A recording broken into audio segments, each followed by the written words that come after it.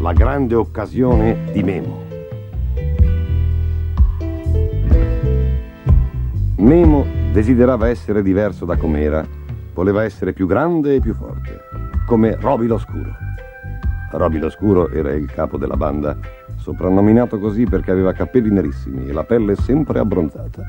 Organizzava le partite di calcio, sapeva dove c'erano delle vecchie case vuote da esplorare o come scalare i muri di misteriosi giardini abbandonati. E riusciva sempre a fare ridere i grandi quando erano arrabbiati con lui.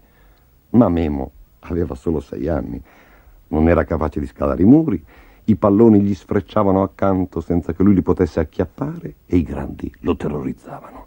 «Ehi, venite ragazzi, non ci sono macchine in giro, facciamo una partita!»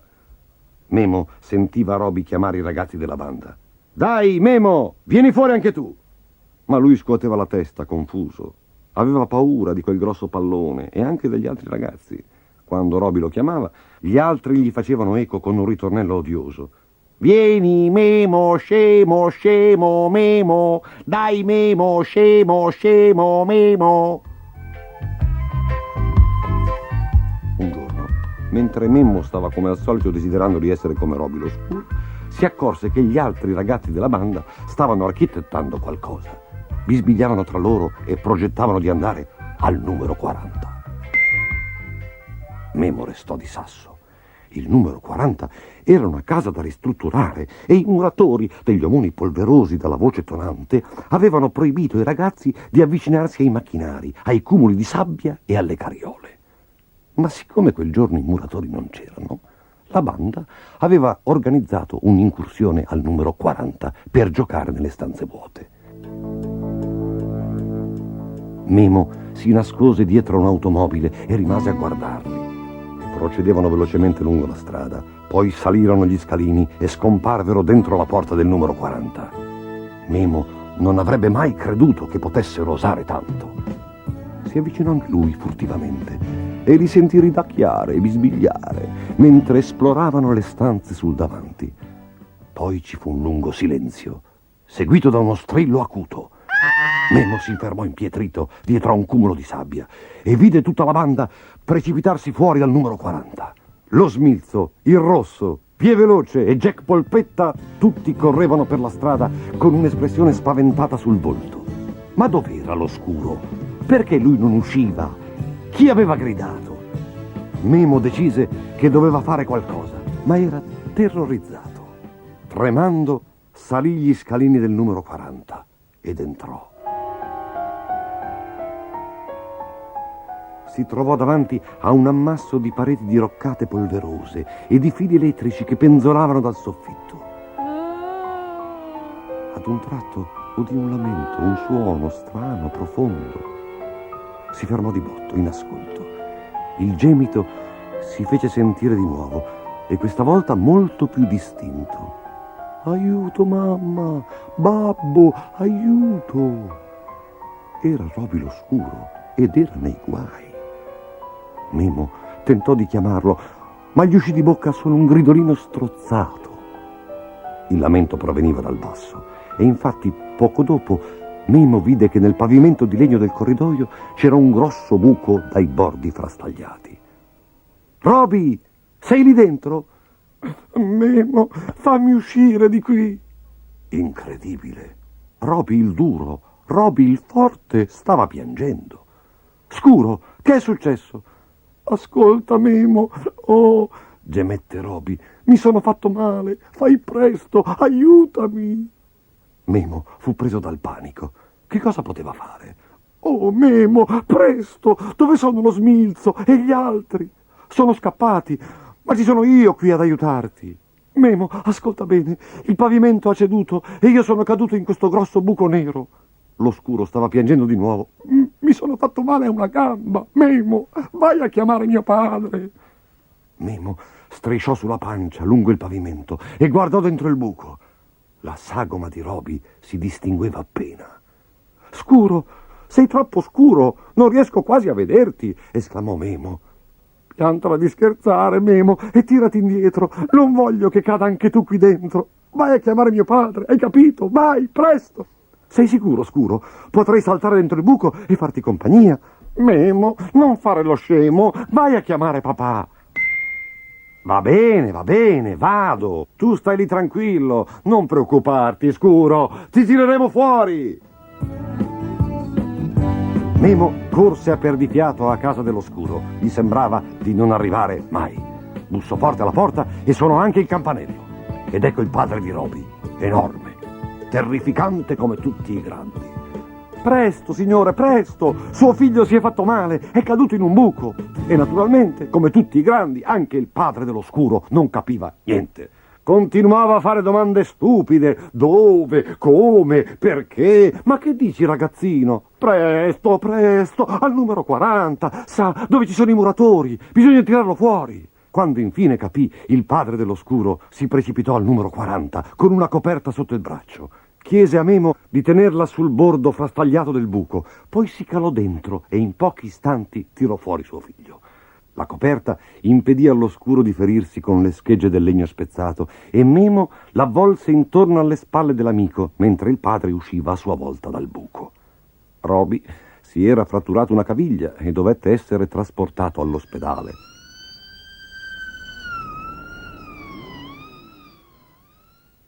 La mamma dello Scuro dette a Memo un'enorme fetta di torta e gli fece un sacco di complimenti per il suo coraggio e la sua bontà. Memo divenne così il miglior amico di Roby lo Scuro e questo all'interno della banda voleva dire essere quasi importanti come lui. Da quel giorno lo Smilzo, il Rosso e gli altri non si sognarono di cantare mai più quello stupido ritornello. Memo, scemo, scemo, Memo, scemo, Memo.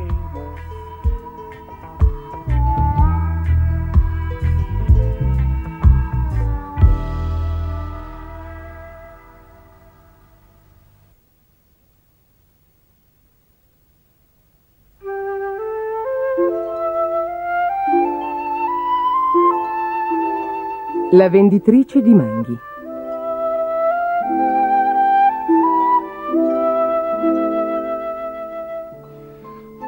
C'era una volta in India un principe molto, molto solo.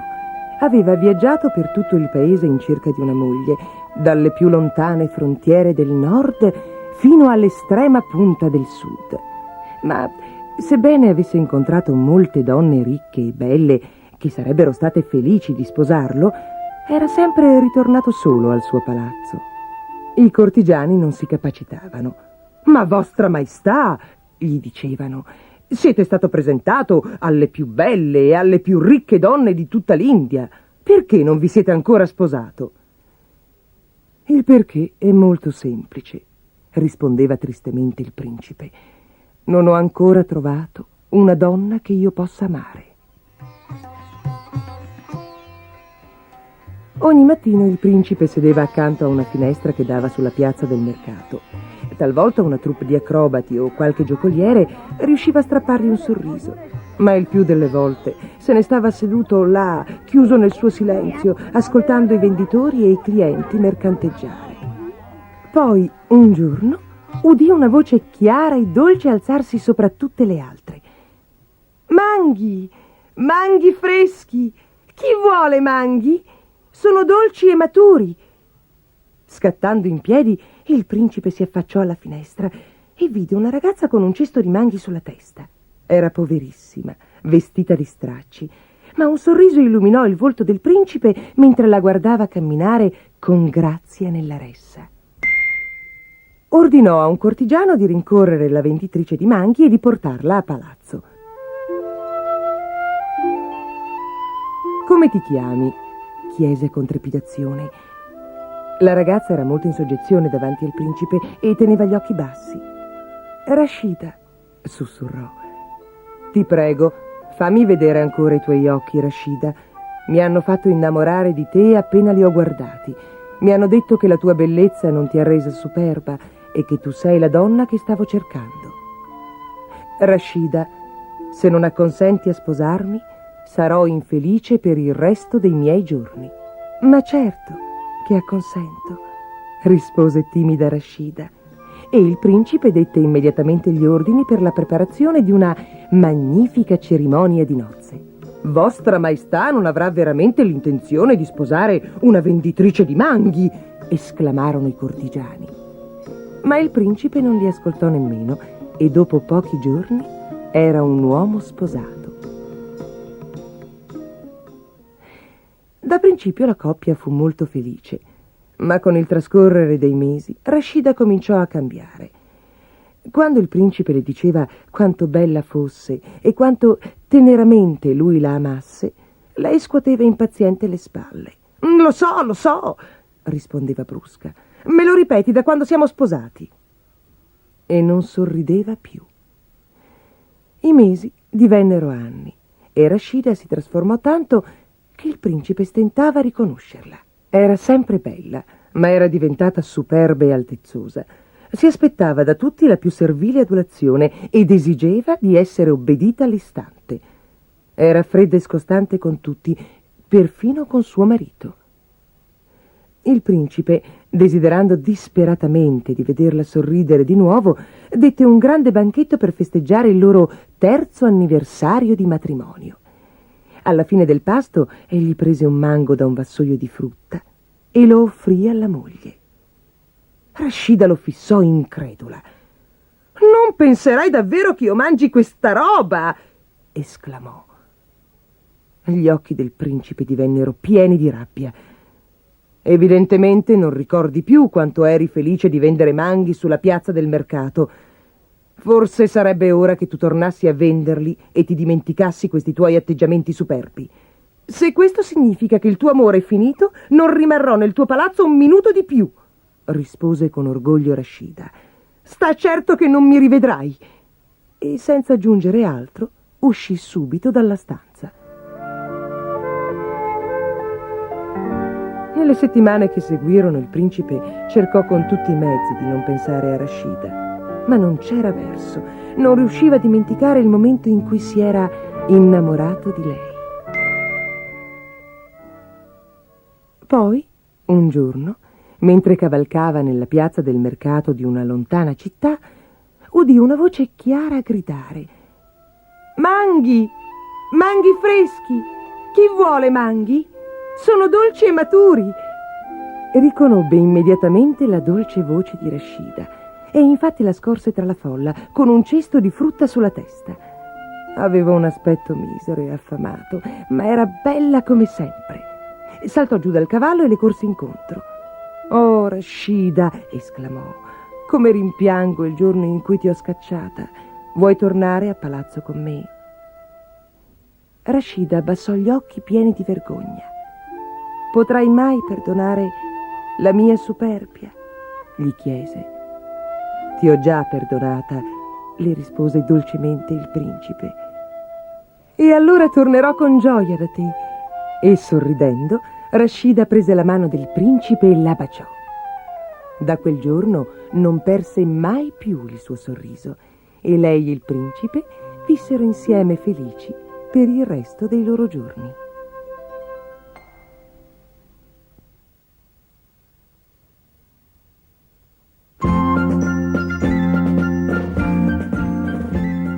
Von Crest, il castigagalline. Un contadino di nome Pasquale, così chiamato perché era sempre felice come una Pasqua, aveva una fattoria nella quale tutti gli animali facevano il loro comodo. Le mucche gironzolavano per il prato, chiacchierando con i cavalli, e i maiali rompavano felici nel loro porcile. Ma le più allegre di tutte erano le galline. Ce n'erano 5: Enrichetta, Prunella, la vecchia zia Piuma e Beatrice L'Uccellina, che era piuttosto orgogliosa del suo bel musino. La capogruppo era Bantam, la più piccola di tutte.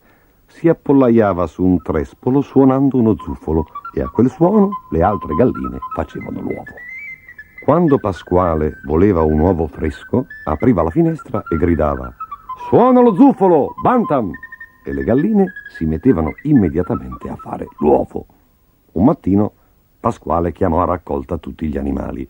Davanti sedevano le galline, poi le anatre e dietro si raggrupparono tutti gli altri.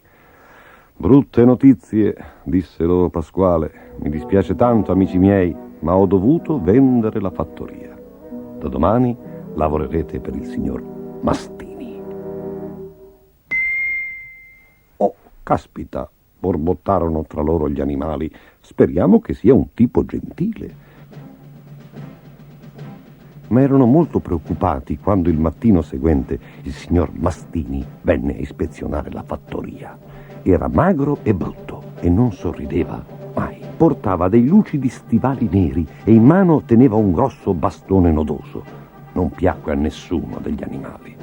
Prima parlò ai maiali: «Che porcile, che disordine! Prendete acqua e spazzole e pulite subito tutto». Poi andò dai cavalli: «Siete troppo grassi, vi metterò io in linea, facendovi tirare il carretto avanti e indietro dal mercato». Poi sgridò le vacche per la loro aria sonnolenta e infine visitò il pollaio, dove le galline accovacciate tranquillamente aspettavano che Bantam cominciasse a suonare. Quando vide Bantam con lo zufolo, il signor Mastini divenne rosso dalla rabbia. «Si dà il caso che questo sia un pollaio e non un concerto, perciò. Vattene, Bantam, non voglio più vedere né te né il tuo zufolo in questa fattoria. E domani ci sarà un nuovo capogruppo a darvi la sveglia, gallinacce da strapazzo».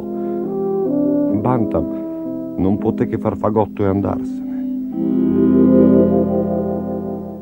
Il mattino dopo, all'alba, quando Enrichetta guardò fuori dal finestrino, vide un enorme gallo che marciava a grandi passi per l'aia. Aveva una cresta rossa, lunghi speroni lucenti e portava sotto l'ala un bastone militare col pomo d'ottone. «Giù dalle brande, poltrone! È arrivato Von Crest! Presto, alzarsi e fare l'uovo!» Le galline vennero fatte mettere in fila e Von Crest le passò in rivista. Dapprima sgridò Enrichetta: «Non ti sei ancora lisata le penne oggi, sono sozze!» Poi strillò a Prunella: «Domattina come prima cosa ti lustrerai gli unghielli, sono orribili!» E poi fu estremamente scortese con la povera vecchia zia Piuma. «Togliti dal becco quello stupido sorriso», le disse, «o ti farò assaggiare il mio bastone!» Poi le fece marciare tutte per l'aia finché furono stanche e morte. Tutte, tranne Beatrice Lucellina, s'intende, per la quale il Castigagalline si era preso una cotta solenne. «Resta pure lì, carina», disse, «sei troppo graziosa per marciare. Non voglio che tu ti stanchi». Intanto: «Sinistra, destra, sinistra, destra», gridava alle altre galline. «Dietro, front!» Poverine, non erano abituate a simili esercizi e così Prunella si storse una caviglia, Enrichetta per sbaglio finì nella stalla e la povera zia Piuma, esausta, si lasciò cadere fra i cavoli e si addormentò. Il mattino dopo, all'alba, furono risvegliate dal tonante chicchirichì di Von Crest, che gridava a tutto spiano: «Quante uova avete fatto stamani? Nessuna gallina mangia finché non avrete posto almeno un uovo». Ma quando ispezionò il pollaio, di uova nemmeno l'ombra. «Tutte fuori!» urlò il galletto inferocito. «Fate le furbe! E allora tutte sulla collina e ritorno di corsa!» E via, tutte incolonnate, con eccezione di Beatrice, naturalmente, che rimase sull'aia a piluccare da un grande sacco di pannocchie. Ma quando Von Crest guardò di nuovo nei nidi, la sera tardi, li trovò ancora vuoti. Le galline erano così spaventate che non riuscivano a fare l'uovo. Intanto Bantam stava pensando al modo di aiutare le sue amiche e chiese consiglio a Oliviero, il gufo. «Per ora non fare niente e sta a guardare», fu la risposta. Qualche mattino dopo, Bantam udì il signor Mastini che gridava al Castigagalline Von Crest: «Se non avrò presto delle uova ti licenzio, capito?» Von Crest aveva un'aria molto infelice. Mi dia un'altra occasione, signore, implorò. Le prometto che domani mattina faranno tutte l'uovo. Quella sera Bantam seguì il castigagalline e lo vide andare allo stagno e rubare tutte le uova di anatra che poté trovare. Poi tornò alla fattoria e le mise silenziosamente sotto le galline addormentate. Infine si recò dal signor Mastini e gli disse che le galline avevano cominciato a deporre le uova. «Bene», rispose Mastini, «ispezionerò il pollaio domattina presto. Se ci sono abbastanza uova, allora potrai rimanere al tuo posto». Quando Von Crest, tutto felice, si fu addormentato, Bantam andò a trovare il suo amico Passero. «Puoi prestarmi 4 dei tuoi ovetti per una notte?» chiese. «Te li restituirò domattina». «Sicuro, Bantam», acconsentì l'uccellino e tirò fuori 4 minuscole ovette. In punta di piedi tolsero tutte le uova di anatra dal pollaio e le sostituirono con quelle di Passero. Poi dormirono tranquillamente fino all'alba. Furono risvegliati dagli striduli chicchirichì di Von Crest. «Sveglia, sveglia! Oggi il signor Mastini in persona viene a ispezionare le uova!» Prima che le galline potessero fiatare, il signor Mastini entrò a grandi passi nel pollaio. «Bene, vediamo queste uova!» Dopo un attimo ne usciva sbraitando. «Come hai osato ingannarmi, Von Crest? Queste sono uova di Passero e non di gallina! Fuori dalla mia fattoria immediatamente!» Von Crest, il castigagalline, fuggì dalla fattoria a zampe levate, mentre tutti gli animali ridevano e starnazzavano per la felicità. Poi la piccola Bantam si affacciò da dietro al pollaio e cominciò a suonare lo zufolo. Immediatamente tutte le galline saltarono nel nido e cominciarono a fare l'uovo. «Oh, che bellezza!» esclamò il signor Mastini, sorridendo per la prima volta. «Quante belle uova fresche! Puoi riprendere il tuo posto, Bantam. D'ora in poi continuerai a suonare e voi galline a fare l'uovo, mi raccomando. E io vi darò doppia razione di mangime». Tutte le galline chiocciarono felici, le mucche muggirono di contentezza, i cavalli nitrirono di gioia e Bantam, la capogruppo musicista, suonò il suo zufolo zampettando di felicità.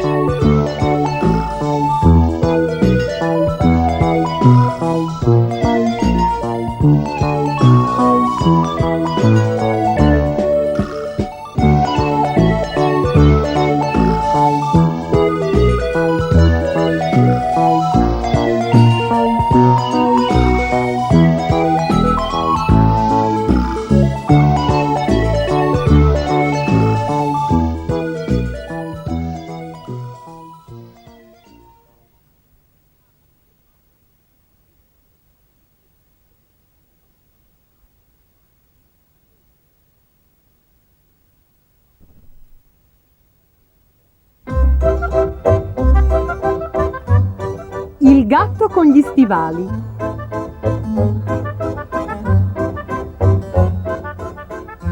Quando il vecchio mugnaio morì, lasciò in eredità al figlio maggiore il mulino, al secondo la casa e al minore Giacomino un gatto macilento.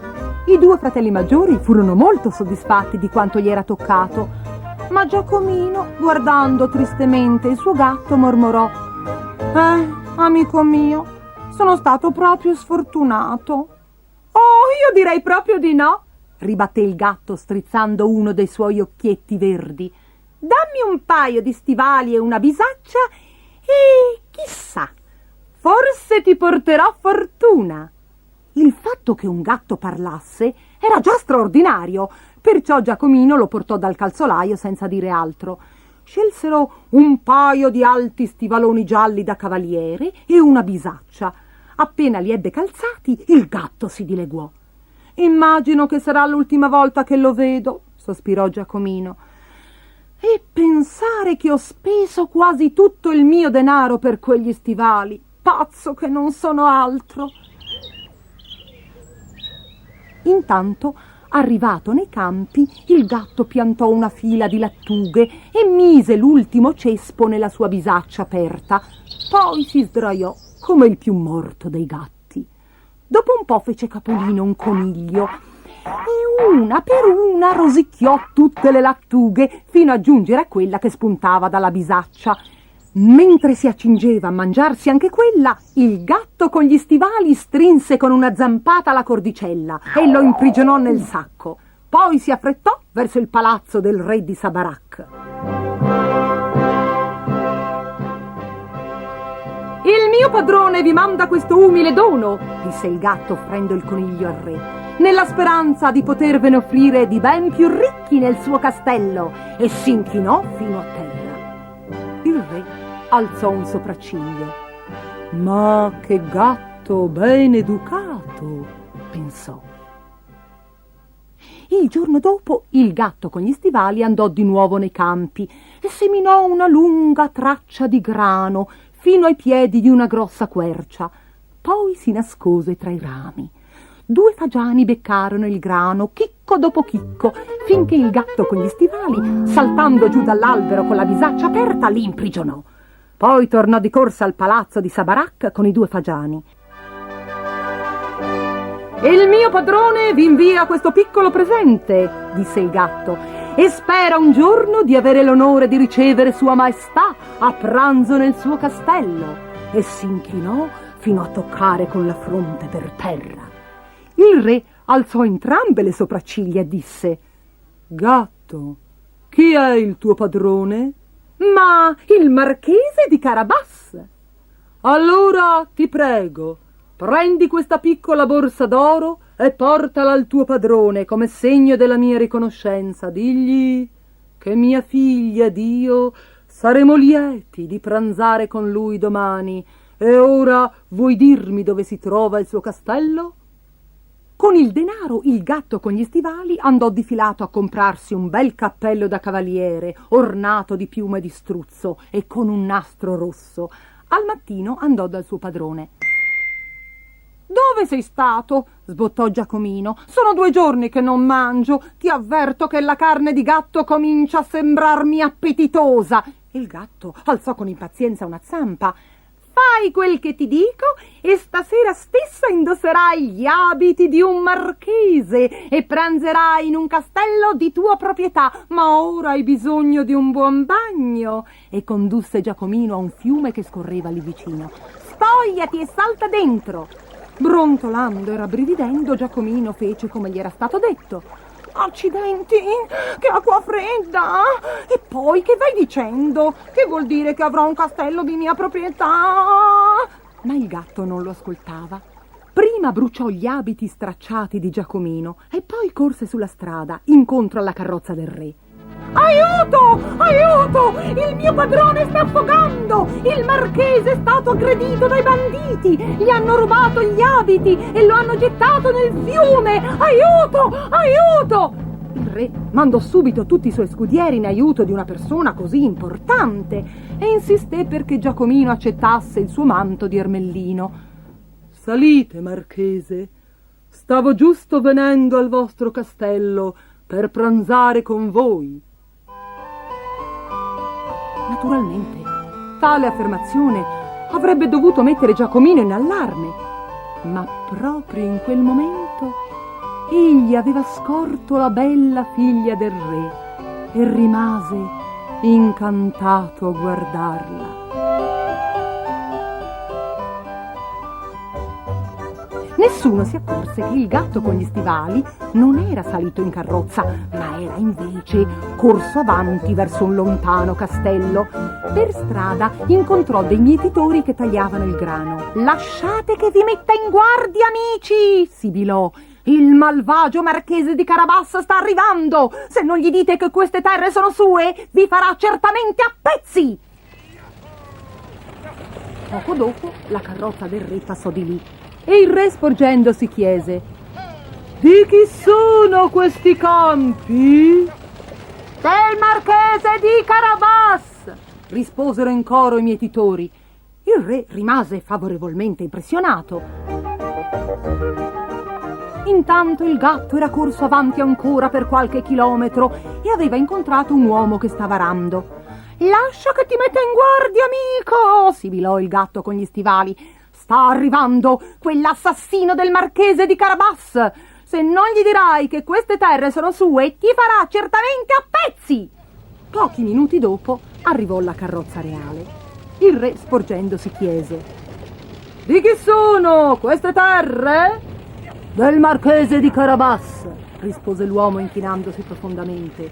Il re era sempre più colpito. «Che possedimenti estesi avete, giovanotto!» Ma Giacomino non stava ascoltando, fissava intensamente negli occhi la principessa e lei lo ricambiava. Intanto il gatto con gli stivali era arrivato al castello di un terribile orco che divorava chiunque osasse avvicinarsi. Erano appunto le sue terre che avevano appena attraversato. «Salve», disse il gatto all'orco, «ho viaggiato 1000 miglia per conoscerti, perché mi hanno detto che puoi trasformarti in qualsiasi animale tu voglia. Dimmi, è vero?» L'orco, che aveva già afferrato il gatto per la coda e se lo stava facendo dondolare sopra la bocca aperta, sorrise compiaciuto. «Si capisce che è vero. Io sono un orco formidabile!» «Ma riesci perfino a trasformarti in un leone?» «Naturalmente!» E pochi secondi dopo il gatto veniva inseguito sui tetti e sui merli del castello dall'orco che si era trasformato in un feroce leone. Il gatto si nascose dietro un comignolo e gridò: «Bravissimo! Ma il leone era facile, così grosso! Invece scommetto che non sei capace di trasformarti in un animale piccolissimo, per esempio un topo!» «Si capisce che sono capace!» ruggì il leone punto sul vivo. «Io sono un leone, un orco formidabile!» E grugnendo e sbuffando, l'orco si trasformò in un topo. Con un balzo il gatto lo afferrò e ne fece un solo boccone, assicurando così al suo padrone la proprietà del castello e di tutte le terre intorno. E chi arrivò pochi minuti dopo?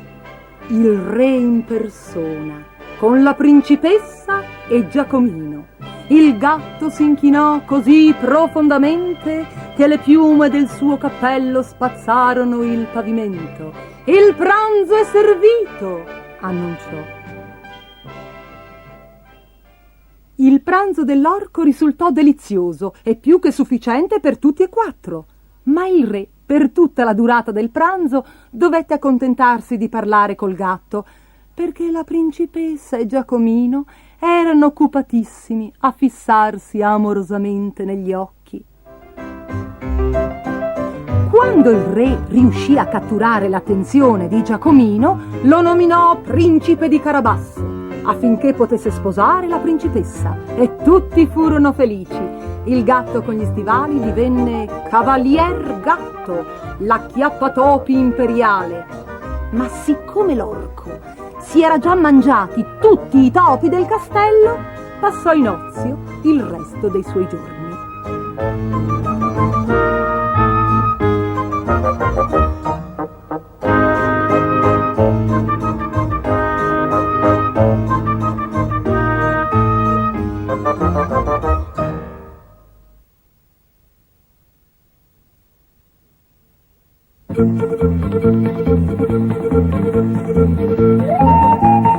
Gorgo l'orco.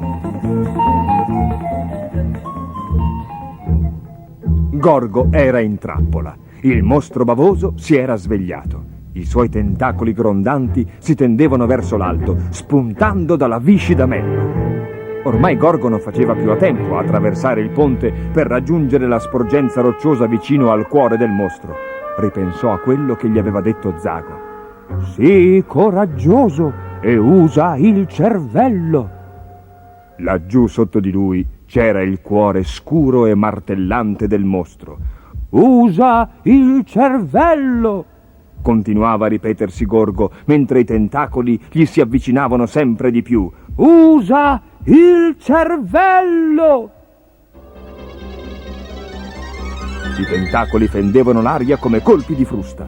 Ora o mai più. Gorgo saltò giù verso il mostro, impugnando la spada paterna e puntandola diritta verso il terribile cuore rosso. Mentre precipitava, il battito del cuore divenne forte come il rumore del tuono. Poi, chiudendo gli occhi, Gorgo affondò la spada nel bersaglio e cadde a testa in giù in quella melma verde. Ci fu una tremenda esplosione. Un enorme getto bavoso schizzò dal corpo del mostro, che cominciò a raggrinzirsi, diventando sempre più piccolo, mentre si sgonfiava come un pallone. Gorgo fu risucchiato da quell'impetuoso torrente e si trovò a galleggiare tra le onde vorticose. I flutti lo trasportarono attraverso il tunnel verso l'uscita della montagna e là vide Zago che lo aspettava, battendo freneticamente le ali nella pallida luce del giorno. Giù, sempre più giù, Gorgo precipitava verso le nere e aguzze rocce sottostanti, quando sentì un'improvvisa ventata. Era Zago, che con un tuffo nell'aria l'aveva afferrato saldamente con le sue robuste zampe. «Bravo, ragazzo mio! Hai ucciso il mostro bavoso! Sapevo che ci saresti riuscito! Sei un eroe! Ma ora sarà meglio che ti tolga di dosso quest'orribile bava!» E così, in groppa a Zago, Gorgo volò verso il lago. «Ora, Gorgo», gli disse solennemente Zago, «lavati le mani. Ti aspetta una sorpresa». Gorgo immerse le mani nell'acqua chiara del lago e le vide riemergere. Non erano più ruvide e di un pallido rosa, ma morbide e dorate. Era tutto dorato dalla testa ai piedi. Sono un orco dorato!» disse felice a Zago. «Sì, figliolo, perché sei stato coraggioso e non hai ucciso il mostro per odio, ma per saggezza. E guarda, Gorgo, guarda come il deserto si sta trasformando in un bel giardino. Hai ucciso il mostro bavoso e la vita può tornare in questa valle desolata. Ma ricordati che potrai rimanere dorato solo se non ucciderai mai più, tranne che per vera necessità». «Mio padre si arrabbierà se non ucciderò più», replicò Gorgo. «Ma no, sarà orgoglioso di te invece». Gorgo, felice, guardò gli splendidi fiori colorati e anche lui si sentì molto orgoglioso di essere un orco dorato.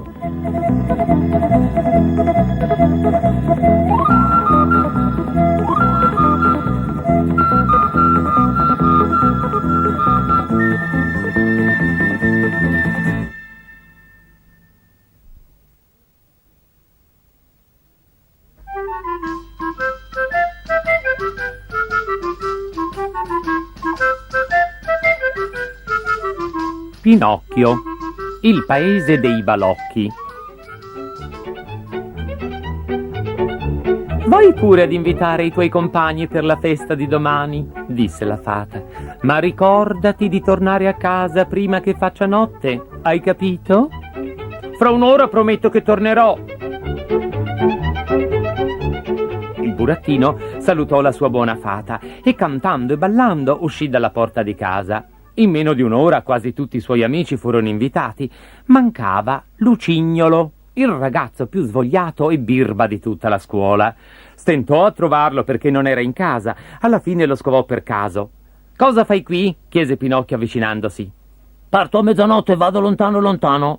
«Ah, E io che volevo invitarti alla mia festa. Sai, domani diventerò un ragazzo come te e come tutti gli altri. Buon pro ti faccia. Ma non capisco, tu dove vai? Nel più bel paese del mondo, una vera cuccagna. Si chiama il paese dei balocchi. Perché non vieni anche tu? Io? No, davvero. Hai torto e te ne pentirai. In quel paese non esistono scuole, non esistono libri, non esistono maestri, non si studia mai, il giovedì non si fa scuola e lì la settimana è composta di 6 giovedì e una domenica. Le vacanze iniziano a gennaio e finiscono a dicembre. Deve essere proprio un bel paese, sospirò Pinocchio. Ma non posso proprio venire. Ho promesso di diventare un ragazzo di giudizio e non voglio mancare alla parola. Finalmente arrivò un carro, condotto da un omino più largo che lungo, trainato da 24 ciuchini, che stranamente, invece di essere ferrati, calzavano stivaletti bianchi. Lucignolo saltò lesto sul carro. Vuoi venire anche tu? Chiese l'omino con voce carezzevole. No, non mi tentate, vi prego. Vieni con noi e staremo allegri, gridò Lucignolo. Vieni con noi e staremo allegri, gridarono gli altri ragazzi che erano sul carro. Insomma, tanto dissero e tanto fecero che Pinocchio si lasciò convincere per l'ennesima volta a desistere dai buoni propositi. Non c'era più posto nel carro e il burattino fece per montare su uno dei ciuchini, ma la bestiola lo mandò subito a gambe all'aria. I ragazzi risero sgangheratamente, ma l'omino non rise. Si accostò al ciuchino ribelle e, facendo finta di dargli un bacio, gli staccò un orecchio con un morso. Monta pure in groppa. Gli ho detto 2 paroline nell'orecchio e credo di averlo persuaso. Ma il ciuchino piange. Oh, su via. Non perdiamo tempo a veder piangere un ciuco. Rimonta a cavallo e andiamo. La nottata è fresca e la strada è lunga. Il carro riprese così la sua corsa e la mattina, sul far dell'alba, arrivarono felicemente al paese dei balocchi. Questo paese non somigliava a nessun paese al mondo. La sua popolazione era tutta composta di ragazzi. I più vecchi avevano 14 anni, i più giovani appena 8. Nelle strade c'era un'allegria e un chiasso da levare il cervello. Pinocchio, Lucignolo e tutti gli altri ragazzi che erano sul carro si gettarono in quella baraonda. In mezzo ai continui spassi e agli svariati divertimenti, le ore, i giorni e le settimane passarono come tanti baleni. Oh, che bella vita! Diceva Pinocchio tutte le volte che per caso si imbatteva in Lucignolo. E pensare che volevi tornare dalla tua fata per perdere il tempo a studiare. Erano ormai 5 mesi che durava questa cuccagna, quando una mattina Pinocchio ebbe una gran brutta sorpresa.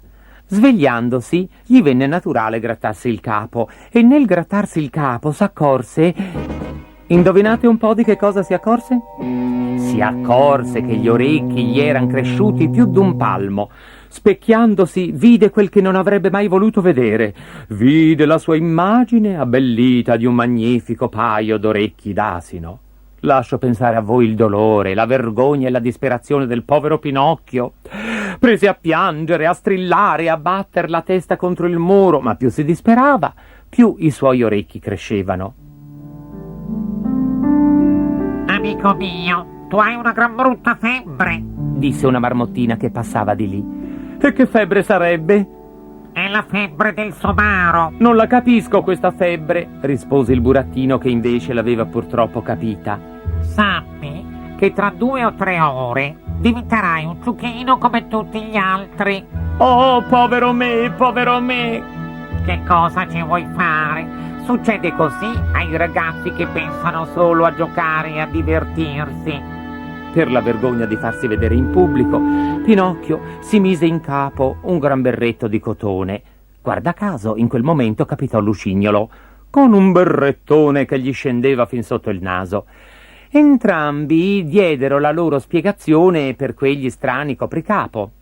Me l'ha ordinato il medico perché mi son fatto male a un ginocchio. Me l'ha ordinato il medico perché mi sono sbucciato un piede. I due presero poi a sbirciarsi con sospetto e con malizia. Naturalmente nessuno voleva togliersi il berretto per primo. Così decisero di levarselo contemporaneamente. 1, 2, 3! E allora avvenne una cosa incredibile. Invece di disperarsi e di restar mortificati, i due finirono per scoppiare in una bella risata.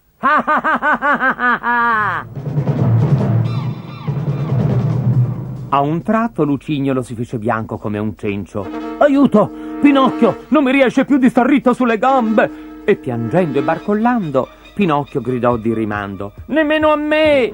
A poco le braccia diventarono zampe, i visi diventarono musi, e quando vollero piangere e lamentarsi, mandarono fuori un coro di ragli. Bravi ragazzi, avete ragliato bene, disse una voce. Era l'omino del carro.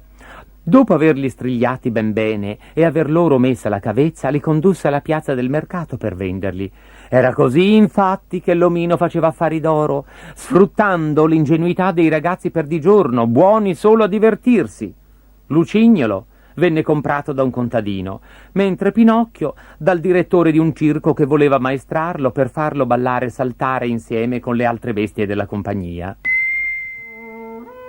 Il povero Pinocchio, per amore o per forza, dovette rassegnarsi a essere trattato come un ciuco, a fieno e a vergate, a saltare i cerchi e a ballare il valzer e la polca.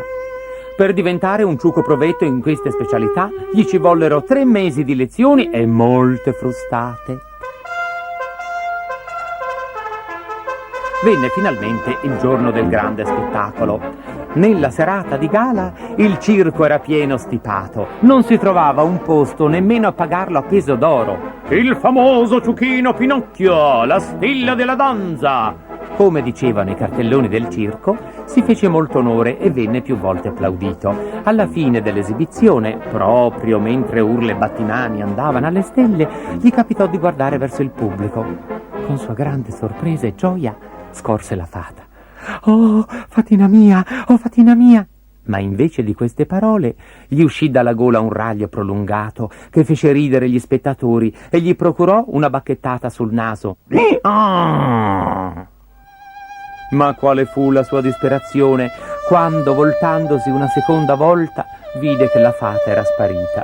Pinocchio rimase talmente avvilito che non fu più capace di compiere un esercizio. Anzi, durante un salto cadde malamente e si azzoppò. Il mattino dopo il direttore del circo disse al suo garzone di stalla: «Un somaro zoppo è un mangiapane a ufo, portalo dunque in piazza e rivendilo». Pinocchio venne comprato per 20 soldi da un tale che disse: mi serve la pelle di questo ciuco, è bella dura, voglio farne un bel tamburo per la banda del mio paese. Figuratevi come fu contento Pinocchio all'idea di diventare un tamburo. Fatto sta che il compratore condusse il ciuchino in riva al mare, gli legò una fune a una zampa e lo gettò nell'acqua con un sasso al collo. Poi si sedette, dandogli tutto il tempo di morire affogato. Dopo mezz'ora il compratore ritirò la fune e con sua gran sorpresa, al posto d'un ciuco morto, vide apparire un burattino vivo che scodinzolava come un'anguilla. «Oibò, e il ciuchino dov'è finito?» «Sono io», rispose il burattino ridendo. «Ah, Mariolo, vuoi burlarti di me? E come saresti diventato un burattino di legno?» «Sarà effetto dell'acqua di mare». «Sì, scherza, e la mia pelle da tamburo rivoglio i miei soldi, sai cosa farò? Ti rivenderò al mercato come legno stagionato».